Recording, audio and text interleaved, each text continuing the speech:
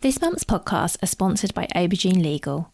Do you sometimes worry that your business isn't meeting all its legal compliance requirements and wonder if you're ticking all the legal boxes? Are you losing sleep worrying about a piece of legislation that you may or may not be complying with? Perhaps you need some help with your client contracts or your data protection compliance. Or maybe you're worried that your website doesn't have the right documents or legal notices in the right place. Perhaps you have a brand that you want to protect with a trademark. How about if you could outsource it all and eliminate all of your worries? If so, then get in touch with Aubergine Legal, a friendly commercial legal consultancy offering practical and clear commercial legal advice without the overwhelming legal jargon, taking the worry away and helping you to protect your business and minimise your risks. Aubergine offers a free 30-minute consultation if you have any questions or want to find out if they can help, and you can access this link and book your free 30-minute call via the link in the show notes. Welcome to the Bring Your Product Idea to Life podcast. This is the podcast for you if you're getting started selling products or if you'd like to create your own product to sell. I'm Vicky Weinberg, a product creation coach and Amazon expert. Every week I share friendly, practical advice as well as inspirational stories from small businesses. Let's get started. Hi, today on the podcast I'm speaking to Mark Morton. Mark is the founder of Journalise, which provides journals for mental health and wellness self-care, as well as information on all aspects of mental health and wellness through his website and blog content. Mark's goal is to normalise mental health self-care and ensure everyone understands and can access the appropriate tools and support whenever needed. Mark lives in the leafy London suburb of Bromley with his family, where they enjoy looking after their house, gardening and venturing out to enjoy the beautiful Kent countryside and maybe a nice coffee and cake. I'm definitely with you on that, Mark. So Mark and I had a really great conversation. Mark was really honest about his own mental health and what led him to create his journals. We spoke about how he went through the process of designing and actually producing the journals, and as well as some of the digital products that he offers alongside it, which personally I thought was super smart. So I think there's lots to learn from this episode, and I really hope you enjoy hearing from Mark. So hi Mark, thank you so much for being here. Hi there, Vicky. Great to be with you. So can we start with you please give an introduction to yourself, your business and your product, please? Sure. So Mark Morton. I'm based around Southeast London, Kent borders. Lived there most of my life, but still there and living with my wife and my 8-year-old son. And my business is called Journalise, and I founded that with the aim to support people with sort of mental health or wellness issues. Primarily, our products are journals. And particularly a guided journal that helps people get into the idea of journaling, and supports them through that understanding of what's going on with themselves and what they can do to support their mental health and their wellness. But also, I want to see us just be a bit bigger than that, in that it's about the whole support system, getting people to understand what's available, getting people to understand that it's something they can do something about. They don't have to hide behind walls. They don't have to bottle it all up. There are support networks out there and tools and the like that they can use. That's brilliant. And so is that the kind of information that's in this journals? Talk us through a little bit of what the journals consist of, if that's okay. Yeah, of course. So I have three journals in the product range, but the sort of core journal is this guided journal. So each day, well, firstly, there's what we call a check-in. So each day it's getting you to check in on how you're feeling, do a bit of gratitude, plan your sort of key tasks for the day. And review that at the end of the day. So that idea of just what's your day going to be up to and how have you done. But then the other part of that is, rather than just having a blank sheet of paper, go off and journal. It's that's really hard to do, particularly for someone that's new to journaling. So I have a prompt each day that asks the individual to think about something, and that starts at quite high level. Things like your goals, things about rating how you're feeling in particular areas and so on, but then starts to work through into more deeper pieces to try and understand your background, some of the things that maybe have happened to you, the way you react to things, and therefore to sort of understand what's going on with yourself and the triggers that perhaps you have, your sort of needs and requirements, and how you can therefore deal with those and find ways of coping with them. Yeah, go on. No, that's brilliant. I was going to say, so it sounds like there's a lot about self-awareness in there as well, and kind of Absolutely. learning a bit about yourself, as well as how to, well, when I say help yourself, I mean that in a very broad sense. But sometimes so I think sometimes we can be so busy we don't even realize what's going on, or we don't realize what it is that's contributing to our stress or overload, or maybe we don't even realize we're feeling like that until we take a step back and go, oh, okay, Yeah. maybe I'm not feeling great at the moment. No, you're absolutely right. And I think that it's that awareness thing is a lot of the key to it. As you said, it's not necessarily being aware of what has caused the way you're feeling, and because it can be from a long time ago. Well, it was with me. It can take several years to sort of get around to doing something about this, and so you may not even realise that it was something way back in your past that has caused these feelings to occur. That's the sort of thing that obviously a therapist can help you with. But if you don't feel up to taking that, it's quite a big step to take for a lot of people. Then these sorts of tools like journaling can help you to deal with that yourself. The self-care idea, and being able to approach that in your own way and at your own pace, basically. Yeah, that's really good. And do you mind telling us a little bit about what inspired you to create the journals, Mark? I mean, it's it comes or stems from basically my school days. I had a lot of bullying when I was at school. Still I can still, it does upset me a bit still. But ultimately, that drove me to a lot of self-confidence, I guess, issues, and low self-esteem, and ultimately to sort of stress and anxiety, which I guess sort of ebbs and flows. It took me a long time to come to terms with that, and probably a year or two before the pandemic, so it's probably about 2018 or so, I guess, 2019, something like that. I sort of finally started to come to terms with that, to look for things to do. So I did manage to get some therapy, which was great, but also at the same time I was looking for other tools that I could use, and journaling wasn't one of those tools. That's brilliant. And not so much what happened to you, of course. I'm really sorry to hear about the events that sort of led up to you deciding to create your journals. But it's really inspiring that you took your experience and then went to create a product to help other people. And I'm sure it's helping you as well. I'm sure I'm right in saying you probably use your own journals now Yes. that you have them. And am I right in saying that I know that your journals are for everyone, but there is a bit of a focus on men in particular? They do Yeah. certainly have a more masculine appearance, I guess, than some of the journals that you see online. Yeah, exactly. I think it's quite obvious if you do any research online that there is limited stuff aimed at men specifically.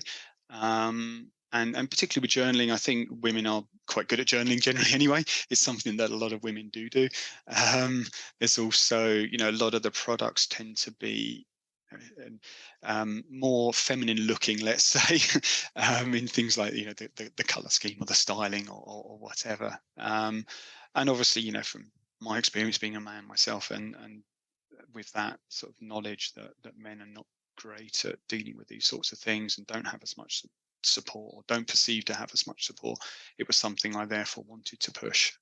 So the content is gender agnostic. It doesn't matter on what gender you are, but the styling is probably a bit more masculine sort of side to it, in the sort of look and the feel, but can also be termed as quite professional looking, with the sort of the color scheme and the styling of it.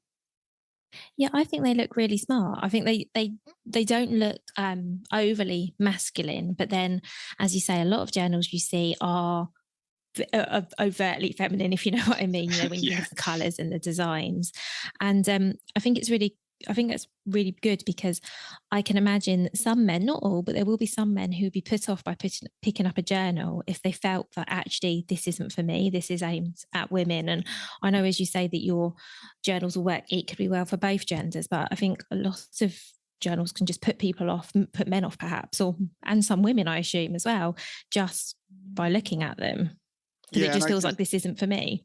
yeah, exactly. Yeah, and I guess it's not just, okay, a man wandering around with a pink journal, let's say, to be really stereotypical about this, but I think it's also the fact that it's not overtly a journal, a mental health thing. It just looks like a notebook from the outside, a sort of professional, um, smart sort of notebook that you are carrying around to write notes in. So it sort of helps to get over almost that stigma as well, I think. Yeah, I know what you mean, because I think while men's mental health is something that's been talked about a bit more now than it was, I think, I don't know, 10 years ago, 5 years ago, even, I think there still is a bit of a stigma around mental health for men and women, isn't there? And Mm. not everyone is open about talking about any problems or anything they're doing for self care. Um, yeah, how have you found that actually when you've been talking about your products? How has that played into how you market and promote your products? Yeah, I mean, I tend to market slightly more, that these are for men, because obviously that's, I guess, my niche in some ways. Um, trying to stress that, this is a way for you to express your emotions, to think about these things, that it's okay to do so, that you don't have to bottle it. Or like, we don't have to have that macho image.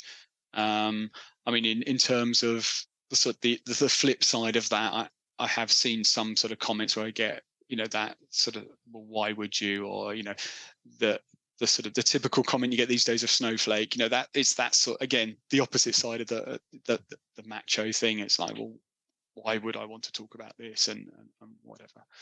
But I think the whole, as you say, the conversation is starting to change over the last few years. We're seeing a lot of sort of celebrities, let's say, or rugby stars, for example, even coming out and talking about their mental health and how they've been affected by this stuff. So that particularly is really going to help. If someone like a big macho rugby star is saying, that they've got mental health issues, that is going to show to other men, and that it's okay to admit to this. It's not wrong to, well, it's not anti-man as such to deal with this and talk about it. Yeah, absolutely. And I think, as you were saying earlier, that it's not the same as, for example, counselling, but counselling just isn't always accessible to people, even if it's something they think, oh, might be good or that might be needed. Because I think I'm assuming that on the NHS they're probably very long lists, as there are for everything at the moment, and not everyone can obviously has the option of doing it privately. So this could be a nice way of just getting started. Sort of Yeah, exploring exactly. what's going on with yourself, and that I think that's really really good as well. Or for anyone who isn't sure whether they need counselling, want counselling, I think a little bit of self exploration just might be a nice sort of gentle starting point, I guess. Yeah, exactly. I think that's the key. As you say, that the access is difficult. I was very lucky in that I had private healthcare, through my work, so you can self-refer. So that makes it really easy to access and to talk to somebody. But yeah, NHS, it's a lot harder, big waiting list. So obviously, that's the first hurdle. So having tools like this that are available, and again, helping people get started easily. So that's the idea with the journal, that idea of the guided piece. As I said at the beginning, it's really hard to just open a blank sheet of paper and start writing about stuff, and to write something that's relevant and that is going to help you on that mental health and wellness sort of state. So having a tool that will guide you and help you with these sort of exercises and techniques and so on is going to be a really good way to start. Yeah, and this might be a really stupid question, but I assume that your journals aren't they can be started at any point, so you don't have to start it in on the 1st of January and finish on the 31st of December. Are they designed that you can pick one up today and just get going? Yeah, of course. I think with journaling, that's one piece. Obviously, you can start anytime, so everything is undated. So the daily check-in, it's got a space to put in the date, but it obviously doesn't have to be any particular day. But also, and I stress this at the introduction to the journal, in the actual journal itself, is, it's great if you can do it every day, but you don't have to. It's get a habit, do it regularly. But if you can't face it on a particular day, fine. If you can only do it 3 or 4 times a week, fine. It's what works for you, and that's really important, because if it becomes a burden, you're not going to do it. That's such a good point. And what you then don't want is to sort of beat yourself up because, I can't even keep up with my journaling, or, Yeah, you don't want to exactly. give yourself something else to worry about. It sounds like you've put so much sort of thought into these journals, Mark. So talk us through, from when you were inspired to actually create the journals, talk us through how you actually went from there to having a finished product, because I'm assuming it's no easy task to sort of design and sort of produce journals of the quality that yours are. Yeah, and it was quite a long journey, I guess, partly because other things got in the way, as they do with life. And a lot of it was over the COVID period. So obviously there was a lot of stuff going on at that time. But said it was sort of before that I started my journey. I had some therapy. I was also doing research into other tools, journaling, meditation, all these sorts of things. And I really struggled with journaling. It's, as I say, not easy to start, etc. So I tried it a few times and didn't really get anywhere. But then I was doing more research, and there are a few products around that have some sort of guides or prompts and so on. But I didn't feel that they were really approaching it from a pure mental health sort of aspect, and utilizing things like the CBT techniques, for example, or some of those other techniques that a lot of therapists might use in their practice. So I spent a lot of time, obviously, reading various books, researching some of those techniques, doing a lot of internet research, and sort of pulling together the themes and the topics that I wanted to include in the journal. And alongside that, bringing in, well, what are those other techniques you can use outside of journaling? So it's important, I think, to have that toolbox of stuff that you can use. You need to have a few things that you can turn to. Or so I include things like breathing exercises. I talk about things like gratitude, meditation, those sorts of things. So it's sort of introducing these topics for then people to go away and do a bit more research if it's something that they feel will work for them. So it's like pulling all of that together. And then basically put all the topics on post-it notes and stuck them all over my wall, and started to try and put them in. So at least there was a bit of a flow as well. It's important that you don't just jump straight in with something really deep. Let's start off with those fairly high level sort of topics, and then work through those as you go through that journey. And of course, so that they are related things, that there's a bit of a flow. So I, of course, went through various iterations of that over quite a long period of time. And then, started creating that in one of the publishing software tools. I'm fairly computer literate, so that was fairly easy for me to pick up, thankfully. But spent a lot of time then designing it in one of those tools. And then when I was happy with that, found a custom journal printer, and that I also one that I had the styling and the faux leather fronts that I have on the covers that I have on the journal, those sorts of things that they had the quality and the styling that I wanted for the product. And that's sort of roughly the start to end of how it went about.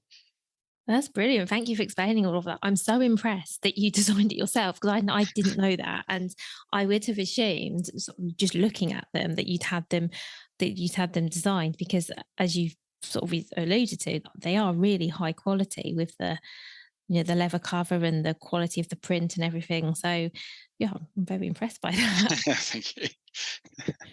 And how easy was it to find someone that could print them, to the quality that you were looking for? Yeah, it took a while, because a lot of the companies do the more regular book styling. whereas I wanted something quite specific. So I only found one UK supplier. Since then, I've had a couple. Obviously, there's for example, Chinese publishers and the like that can help with that as well, or manufacturers. So at least I've got other avenues now open, but for the sort of the styling and the quality, it's relatively few suppliers that do that. It was great you were able to find someone, and to find someone in the UK as well is also a huge plus, I guess, especially as if, pre-pandemic, or no, post-pandemic, actually, that's what I'm trying to say. Yes. Obviously getting things manufactured abroad was very tricky for quite a long Yeah. time. And that's me putting it mildly. So Yeah. I mean, obviously that it's nice having that UK based supplier, but the issue with that, of course, is costs. That does drive up my costs quite significantly, and therefore, passing that on to the end user. So I think, unfortunately, it does probably mean longer term going with somewhere like a Chinese supplier. But at least I've got that backup. As you say, if something else occurs like a pandemic, you need somebody that's more local and that is able to still supply that stuff. yeah, absolutely. And the other thing I wanted to touch on, if that's okay, is I noticed when I was going through your website, sort of in preparing for us to talk today, that you also sell some digital products. Mm-hmm. So I wondered if you wanted to tell us a little bit about, first of all, talk us through what those are, and then a bit about how they came about, because I think I mentioned to you, I actually think that it's a really smart idea. So do you want to just tell us a little bit more about them? Yeah. So there's printed and digital versions. I call them tasters. It's just the first 3 weeks. So there's 3 separate booklets for week 1, 2, and 3 of the guided journal. So it allows people to, for a small entry price, just have a go at it, see what the journal's about, see what the content is, see if it works for you. You know, seeing a premium product at a certain price point, obviously for some people it's going to turn them off. Whereas if there's that low entry, low risk sort of option, that's there. And again, having it in the 2 formats. Personally, I think handwriting is really good. I think that's a really good way to connect, to think more about what you're writing down, and understand what you're writing and so on. But I think obviously it's important in this day and age to have the digital option as well. And of course you can always print that out and write still on it, but you've still got the option there to have that on the computer and sort of type over it if you want as well. So it gives people that option. It gives easy access. As soon as you've taken that off the site, you can just download that and do what you want with it. And actually, I also, if you visit the website, if you sign up to the newsletter, I offer the first sort of week of the download available to people that sign up to the newsletter. So they get a chance to have a good go at it, have a try of it, and then, of course, they can go on to the full journal if they want to. Yeah, as I said, I do think that's a really great idea. And because I guess because your product is sold online at the moment, it's really hard for people. When you're picking up, if you're buying a journal in a store, you can sort of open it up, you can flick through the pages, you can get a sense. But obviously online, it's a lot harder to do. So I think it's really, really clever to give people a taste of what's inside, what sort of things they might be journaling about, and how the process works. Yeah, I've never seen a journal that does that, and I was really impressed by that. No, thanks. Yeah. And actually, I hadn't really sort of thought of that point as well. Maybe I did subconsciously, but yeah, the part of the experience is the tactile feeling and seeing what's in it and so on. And you of course don't get that through a web shop. So that is a sort of downside of that online purchase or web experience. So having that, as you say, having that quick grab of a download and give it a try and see what it's about is really important. And what sort of feedback are you getting from that from customers? Are they liking the fact that they can try before they buy almost? Yeah. Well, I'm certainly getting click-throughs or whatever downloads coming from that. So yeah, it's obviously resonating with some people, definitely. I think, as we were saying earlier, for people that are maybe journaling's really new to them, they're not sure what to expect.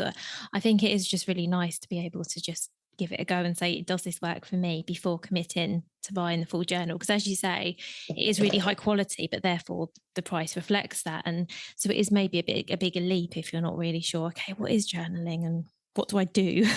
Yes, yeah, exactly, exactly.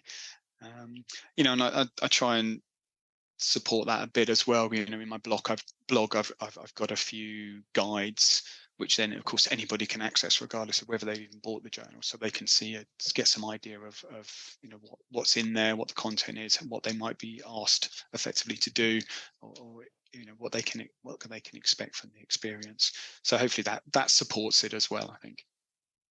Yeah, I think it's great that you're able to offer that kind of information. And as I say, I think that's maybe what makes one of the things that makes your journals unique is that you're there behind them, if that makes sense.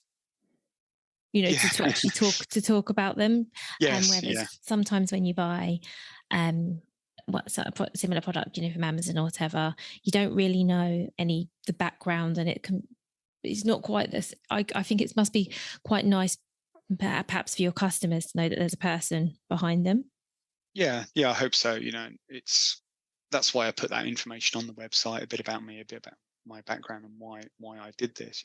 As I say, not always something I particularly like to talk about and necessarily in public about my experiences, but I think it's really important that people realize that's why it's there, and that there's a real person behind this, and a reason why I created these journals.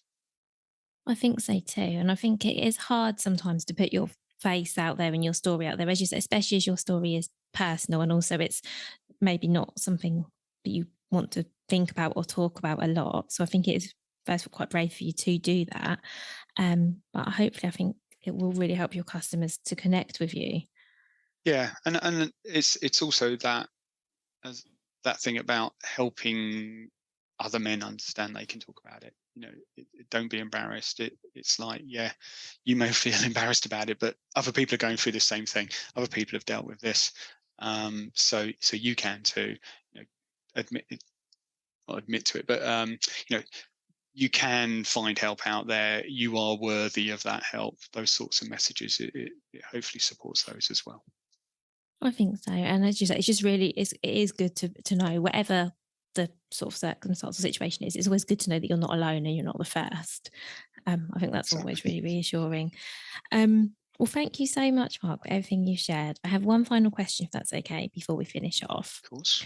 which is, what is your number one piece of advice for other product creators? I was trying to think about this a bit before we talked, and I think it's probably that a bit about taking your time and getting it prepared, getting it created. As I said, this took me quite a few years. Okay, there was other circumstances going on, but don't rush it. And make sure you iterate, you go back, you review it time and again. You get other people to advise you and help you, take a look at what you've produced, give you some support or other ideas. Do your research properly, and I think that whole product creation period is the most important, because at the end of the day, once you've printed it, had it created or whatever, it's too late to go back on. You've invested a lot of money at that stage, and of course time and effort. You want to make sure that is 100%. So take your time over it. Don't go, I've got to produce this in 2 months and get it out the door or whatever. If it takes you a year, 5 years, whatever, it's better to do that and make sure you got the product that you're proud of and happy with, than have to sort of almost start again because of something wasn't right. I think that's really good advice. Thank you. And as I said, many times, because obviously I have seen your journal in real life, so I can say that it Yes. is really high quality, and you can see that it isn't something you rushed out in a fortnight. You really can tell that the time and effort that went into it. And I agree with you that yes, you could have probably done something a lot quicker, but then it wouldn't be the same product that it is. And it's much harder to stand behind a product where actually this could be better. That's not a nice situation to be in. Absolutely. Yeah. And thank you for those kind comments. Oh, no, you're welcome. Well, thank you again so much, Mark. I really love talking to you, and thank you for sharing your story and for telling us all about your journals. Thank you very much for your time. It's been great to have a chat about it, and good to see you again. Thank you. You're welcome. Thank you so much for listening right to the end of this episode. Do remember that you can get the full back catalogue and lots of free resources on my website, vickyweinberg.com. Please do remember to rate and review this episode if you've enjoyed it, and also share it with a friend who you think might find it useful. Thank you again, and see you next week.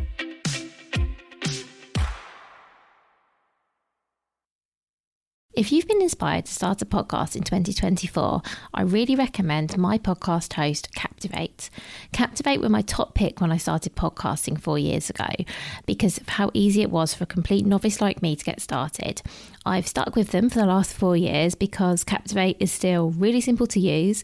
They keep adding great new features like the ability to share ads like these, and they've just been really reliable. So when you're ready to start your own podcast, you can use the link in the show notes and get a free 7-day trial with Captivate.